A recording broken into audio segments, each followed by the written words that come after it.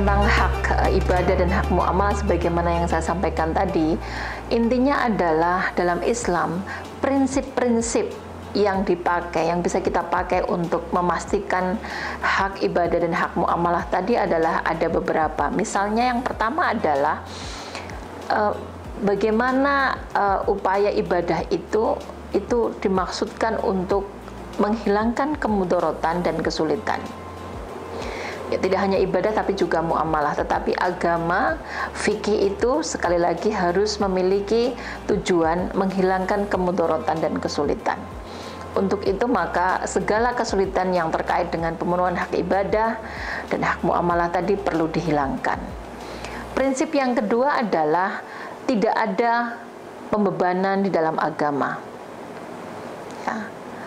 Jadi agama itu memberikan solusi, bukan untuk memberatkan individu, memberatkan muslim. Maka ketika kita bicara ini, proses dan aktivitas ibadah harus bisa dilakukan dengan mudah, tidak diberatkan, tidak kemudian dibebani dengan syarat-syarat yang itu sebenarnya perlu kita lihat lagi, perlu dicek lagi apakah memang syarat-syarat itu ada di dalam fikih sebagai syarat sah ibadah gitu, baik itu ibadah maupun muamalah, atau itu adalah sekedar pemahaman yang dimiliki oleh muslim karena bias dan pemahaman kita terhadap penyandang disabilitas. Tapi sekali lagi tidak ada pembebanan dalam agama. Kita melakukan aktivitas ibadah dan muamalah harus dengan mudah. Yang terakhir adalah, ini juga sangat penting, agama itu memberikan solusi. Agama itu menggembirakan, bukan menakutkan.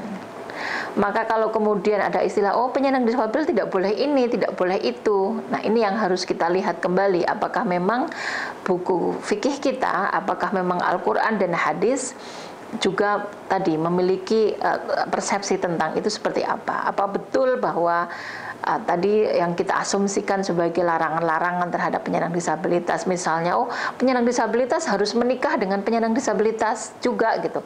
Apakah betul bahwa itu ada dalam fikih? Karena sekali lagi agama harus menjadi solusi.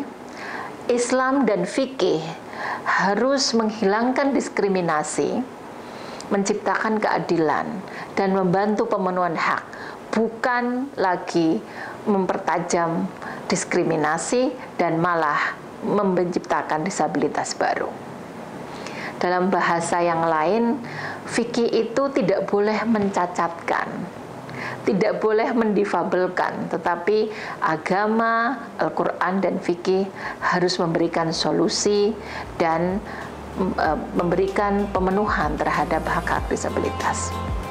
Terima kasih. Assalamualaikum warahmatullahi wabarakatuh.